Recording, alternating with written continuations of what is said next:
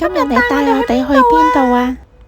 今日帶你去揾黎醫師一齊飲咖啡，順便教你哋喺中醫角度咖啡有咩功效。喂，黎醫師，我哋喺呢邊啊。Hello， 大圓仔、小圓仔，我今日諗住教佢咖啡有咩功效。好啊。咖啡呢可以消食化滯，可以刺激胃酸嘅分泌，幫助呢飯後消化嘅喎。其次啦，佢可以利水消腫，促進排尿，緩解水腫。